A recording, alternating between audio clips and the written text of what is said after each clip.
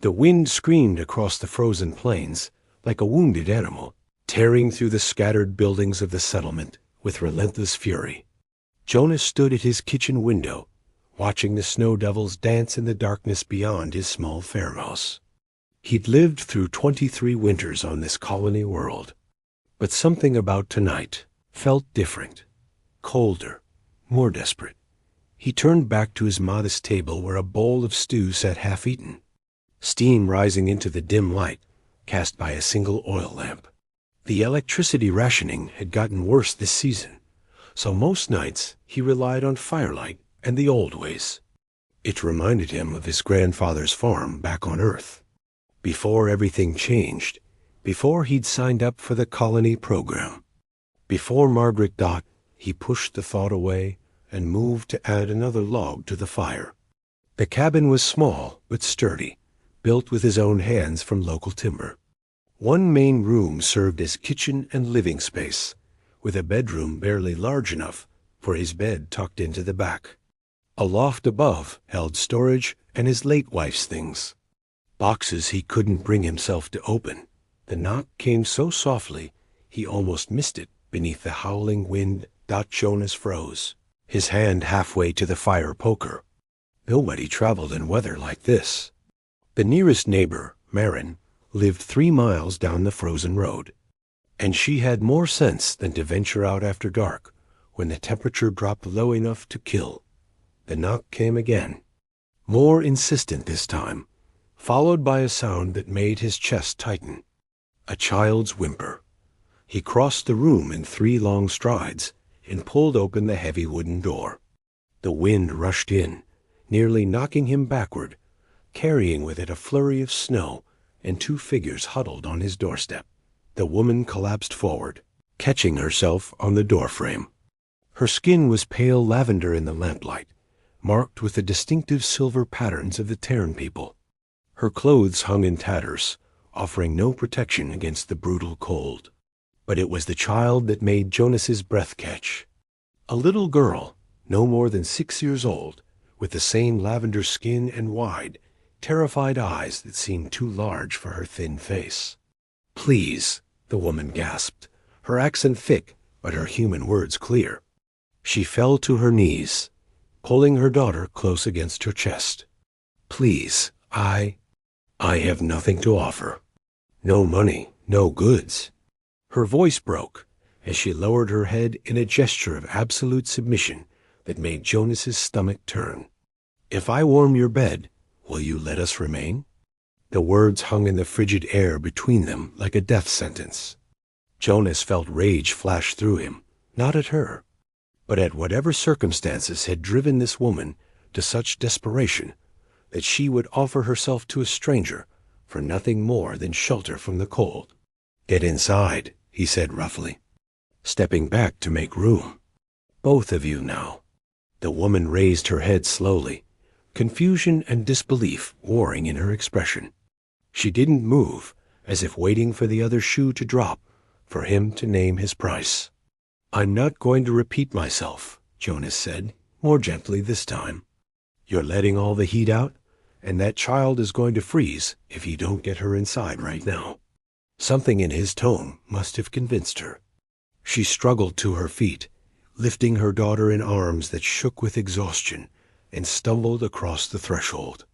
Jonas shut the door against the wind and turned to find them standing in the middle of his small room, dripping melted snow onto the worn floorboards, looking like they expected him to strike them.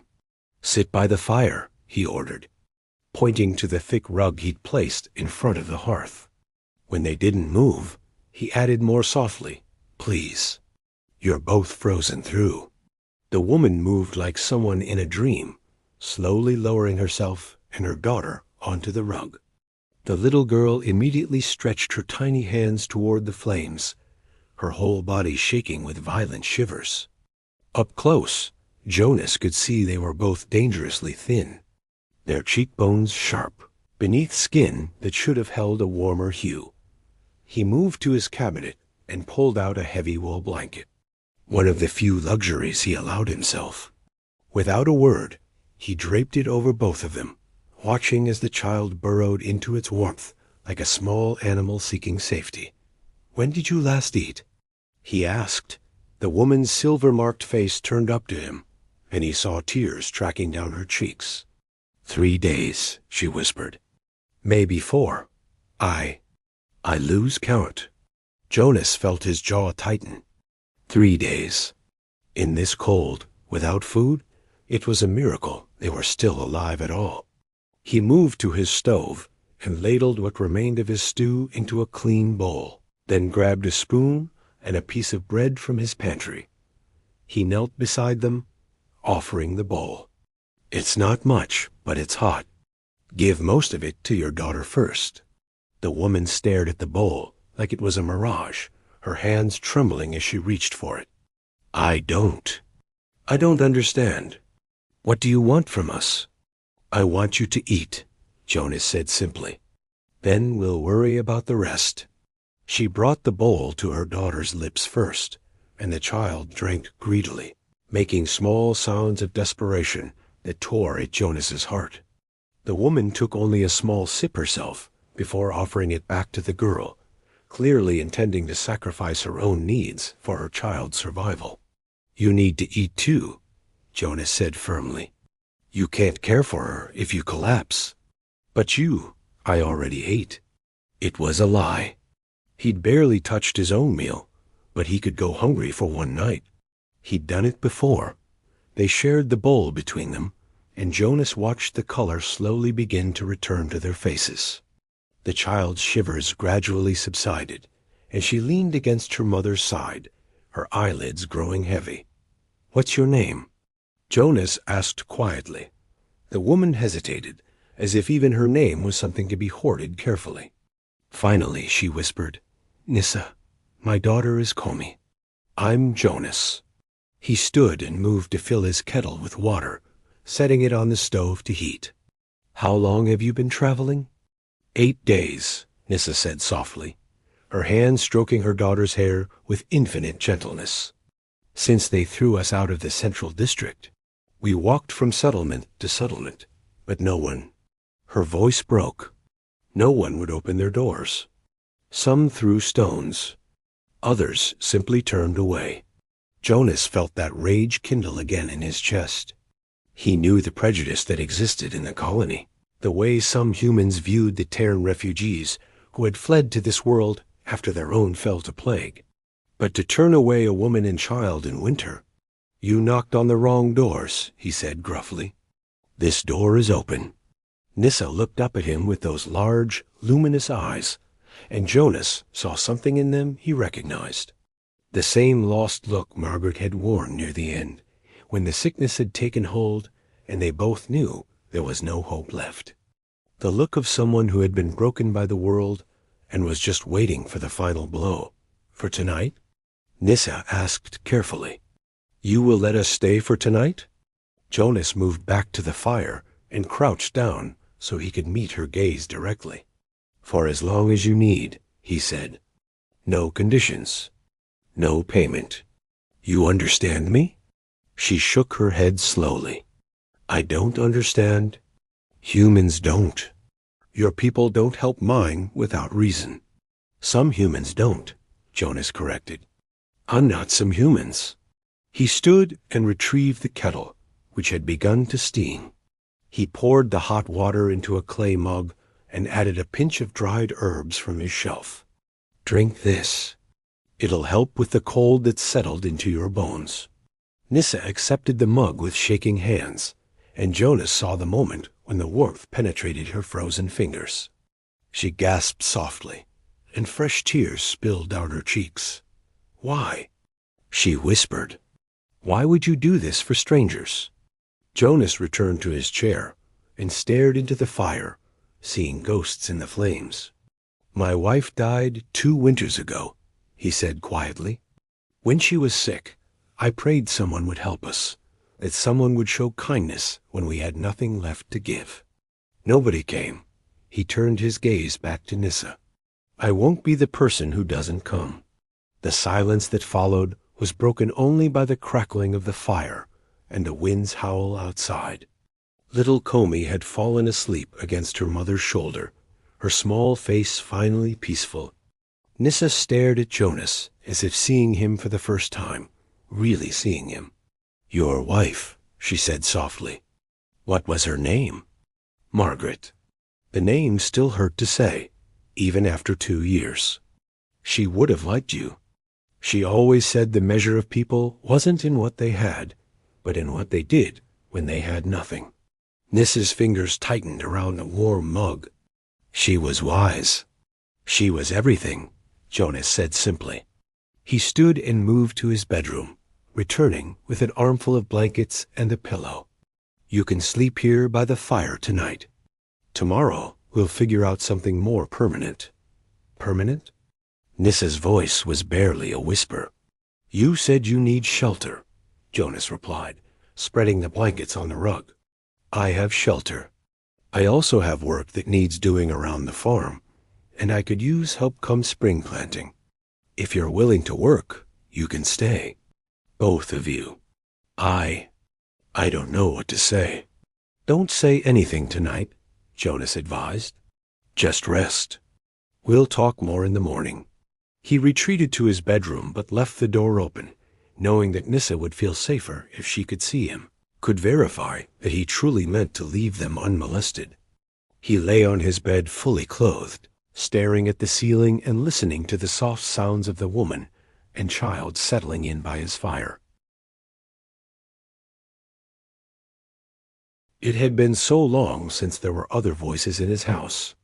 So long since he'd felt needed for anything beyond his own survival. Margaret would have approved, he thought. She always did have a soft heart for strays. Outside, the wind continued its assault on the small farmhouse. But inside, 3 souls found an unexpected warmth that had nothing to do with the fire burning in the hearth. Pale dawn light filtered through the frost-covered windows, painting the cabin in shades of silver and blue. Jonas woke to the sound of quiet movement in the main room, and for a moment his heart clenched with remembered habit. Margaret always rose before him, starting the fire, putting on water for tea. Then memory crashed back, and with it, the reality of his guests. He rose quickly, pulling on his heavy work shirt and stepping out of his bedroom. Nissa stood frozen near the woodpile, a log clutched in her hands, her eyes wide with guilt like a child caught stealing sweets. "I was only trying to help," she said quickly, her accent more pronounced in her nervousness. "The fire was dying, and I thought—" "You thought right," Jonas interrupted, crossing to take the log from her trembling hands. "But you're still recovering. Let me handle the heavy work for now." He fed the log into the fire and stirred the embers until flames licked hungrily at the new fuel. Comey still slept beneath the pile of blankets, only her dark hair visible above the wool. The sight of the small, peaceful bundle made something warm unfurl in Jonas's chest. "How do you feel?" he asked, turning back to Nissa. "Warmer," she admitted. "Stronger. I still cannot believe." She trailed off, wrapping her arms around herself. In the morning light, he could see her more clearly. The silver patterns on her lavender skin formed delicate swirls along her temples and down her neck, disappearing beneath her torn clothing. Her eyes were a striking amber color, large and expressive. Despite her obvious exhaustion and thin frame, there was a grace to her movements, a quiet dignity that poverty and desperation hadn't quite erased. "Can you cook?" Jonas asked. Nissa blinked at the question. "Yes, I worked in the preparation houses before ... She gestured vaguely, indicating her fall for whatever grace she'd known. "Good, I'm a terrible cook." Jonas moved to his pantry and began pulling out supplies. Eggs from the chickens, flour, some dried herbs. "Think you can make something of that while I tend the animals? You're trusting me alone in your house?" The question held genuine confusion. Jonas paused, meeting her gaze directly. "Nissa, if you wanted to rob me, you'd have done it last night while I slept. Besides," he added with a slight smile. What are you going to steal? A 40-year-old man's collection of broken farming tools? For the first time, he saw a hint of humor touch her expression. Perhaps I would steal the blankets. They are very soft. Those blankets are probably worth more than anything else I own, Jonas admitted. But I'd rather see them keeping you and Comey warm than sitting in a chest gathering dust. He shrugged into his heavy coat and pulled on his boots. I'll be back in an hour. If Comey wakes, there's fresh water in the pitcher. He hesitated at the door. Nissa, thank you for helping. He didn't wait for her response, stepping out into the bitter cold before the moment could become awkward. The truth was, having someone to talk to, having a purpose beyond his own survival, felt like the first real breath he'd taken in 2 years. The chickens were irritable from the cold, clucking their displeasure as he scattered feed and collected eggs. His 2 goats, Bessie and Tulip, were more forgiving, nuzzling his hands as he milked them. The work was familiar, meditative, and gave him time to think. What was he doing? Taking in refugees was dangerous. The colonial administration had strict policies about unregistered tearing. If anyone reported Nissa and Comey, he could face fines or worse, lose his land claim. And yet, the thought of turning them away made him physically ill. Margaret's voice whispered in his memory, doing the right thing is rarely the easy thing. Jonas. When he returned to the cabin, the smell of cooking eggs and fresh bread greeted him. Comey was awake, sitting at his table with her small hands wrapped around a cup of warm milk. Her amber eyes watched him with cautious curiosity. Good morning, little one, Jonas said gently. Setting down his basket of eggs and milk pail, Comey shrank back slightly, and Nissa moved to stand protectively beside her daughter. She is shy with strangers, Nissa explained softly. That's smart, Jonas said, keeping his distance. A girl should be careful about who she trusts. He met Comey's eyes. But I hope, in time, you'll see I'm someone you can trust. He moved to wash his hands in the basin, giving the child space. How old are you, Comey? The girl held up 6 fingers silently. 6 years old, Jonas repeated, nodding seriously. That's a good age. Old enough to learn important things. Do you know how to gather eggs? Comey shook her head, her curiosity beginning to overcome her fear. Would you like to learn? The chickens are grumpy birds, but they lay good eggs. Someone needs to gather them every morning. Can I, Mama? Comey's voice was small but hopeful. Nissa looked between her daughter and Jonas, uncertainty written across her features. Finally, she nodded. If Jonas says it is safe. Safest job on the farm, Jonas assured them. He turned to the stove where Nissa had prepared a simple but appetizing breakfast. This looks wonderful. They ate together at the small table, and Jonas noticed how Nissa carefully portioned the food, giving most to Comey, taking little for herself. He pushed his own plate toward her when the girl wasn't looking. I can't, Nissa began. You can, and you will, Jonas said firmly. I meant what I said about needing help. Can't have you collapsing from hunger before spring planting. After breakfast, Jonas bundled Comey in one of his old shirts, which hung on her like a dress, and led her out to the chicken coop. Nissa followed, hovering anxiously as her daughter learned to reach carefully into the nesting boxes. They won't hurt her, Jonas assured. They're all squawk and no bite. Comey giggled when one hen pecked curiously at her fingers, and the sound transformed her face. Jonas saw Nissa's eyes fill with tears at the simple joy of hearing her daughter laugh. They were returning to the cabin, Comey proudly carrying a basket with 3 eggs. When the sound of hoofbeats cut through the morning air, Jonas's hand shot out, gripping Nissa's arm. Inside, now back bedroom. Don't make a sound. The fear that flashed across Nissa's face told him she understood the danger immediately. She scooped up Comey and rushed into the house. Jonas heard the bedroom door close as he turned to face the approaching rider. Marin pulled her horse to a stop in front of his porch, her weather-beaten face suspicious beneath her fur-lined hood. She was a hard woman, made harder by 3 decades of frontier life, and she had the unsettling habit of appearing whenever Jonas least wanted company. "Morning, Marin," Jonas called, keeping his voice casual. "Saw smoke from your chimney yesterday," she said without preamble. "More smoke than usual for a man living alone." "Had to keep the fire high," Jonas replied easily.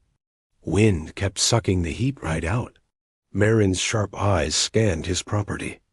"Saw extra footprints in the snow, too." "Small ones." Jonas felt his heart rate pick up, but kept his expression neutral. "Kids from the settlement came by selling winter crafts. Sent them on their way."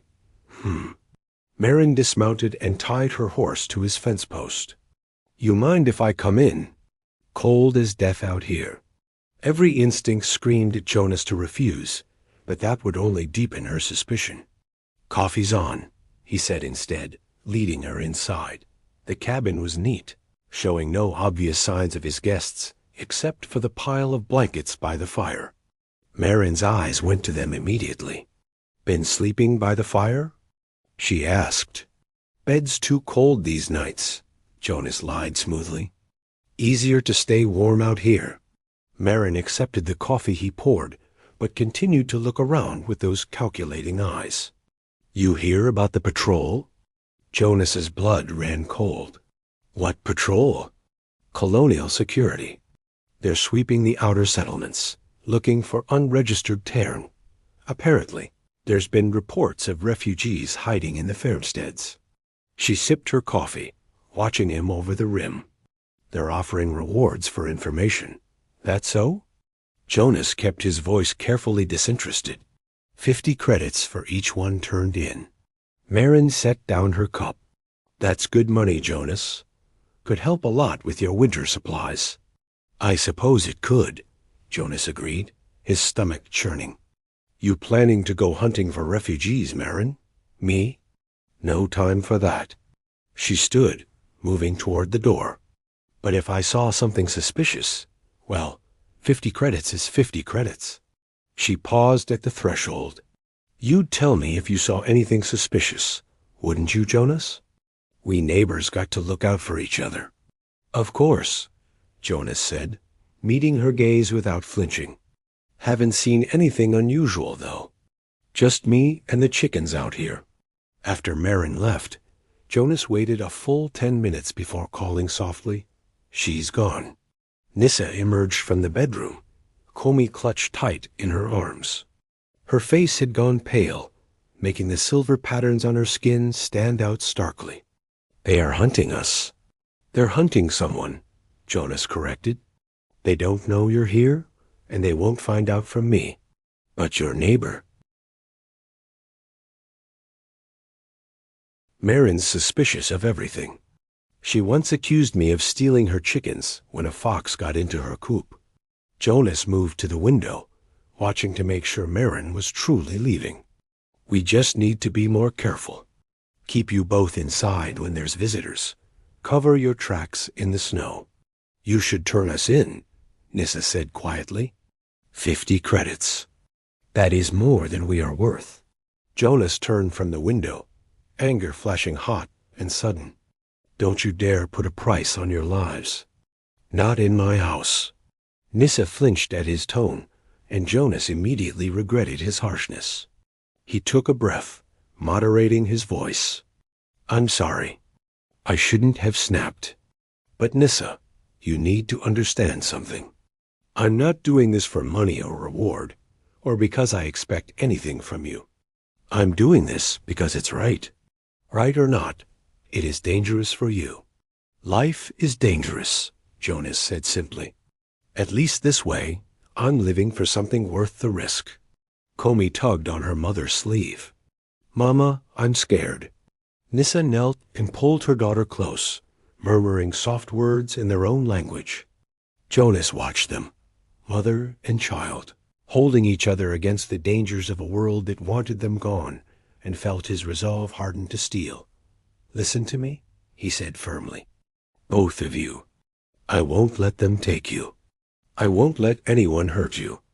This is your home now, for as long as you need it. Nissa looked up at him, and in her amber eyes, he saw the first real glimmer of trust beginning to form, fragile as new ice, but unmistakably there. She whispered, echoing her question from the night before. Why would you risk so much? Jonas thought of Margaret, of the empty years since her death, of the hollow feeling that had consumed him until two frozen refugees knocked on his door. Because maybe, he said quietly, you're saving me as much as I'm saving you. The afternoon passed in careful routine. Jonas taught Nissa how to card the goat wool he'd been collecting, showing her the rhythm of the combs. Comey sat nearby, playing with wooden spools and humming to herself. The domesticity of it felt both strange and achingly familiar. As evening approached and Jonas prepared to light the lamps, Comey suddenly spoke up. Jonas? It was the first time she'd said his name, and it made him smile. Yes, little one. Will you tell us a story? Mama used to tell me stories, but she has forgotten them all. Jonas glanced at Nissa, who looked embarrassed. I have not forgotten, she said softly. I just cannot remember how they end anymore. Only the sad parts remain. Jonas settled into his chair, and after a moment's hesitation, Comey climbed onto the rug near his feet. I know some stories, he said. My grandmother used to tell them to me when I was your age. Would you like to hear about the clever fox who outwitted winter itself? Comey nodded eagerly, and as Jonas began to speak, weaving the familiar tale, he watched Nissa's face soften. She set aside her carding and simply listened, and for a moment, the fear and hardship faded from her expression. That night, after Comey had fallen asleep, Nissa helped Jonas prepare the fire for the night. They worked in comfortable silence until she finally spoke. Thank you, she said simply. For the story. For all of it. I know the words are small for what you have given us, but they are all I have. They're enough, Jonas assured her. He hesitated, then added, Nissa, I know you're scared. I know trusting anyone right now feels impossible. But I need you to believe me when I say this. You're not alone anymore. She looked at him in the firelight, and slowly, carefully, she reached out and touched his hand. It was the briefest contact, her fingers cool against his skin. But it felt like a promise. I am beginning to believe. She whispered as Jonas lay in his bed that night, listening to the soft breathing of his guests in the next room. He realized that the emptiness that had haunted him for 2 years was beginning to fill with something unexpected, purpose, connection, and perhaps, though he barely dared to name it, the first fragile stirrings of hope. Outside, the wind howled its lonely song, but inside the small farmhouse, 3 hearts beat in the warmth, beginning to heal together in ways none of them yet understood. The danger was real, the future uncertain, but for now, in this moment, they had found something rare in a harsh world. They had found home.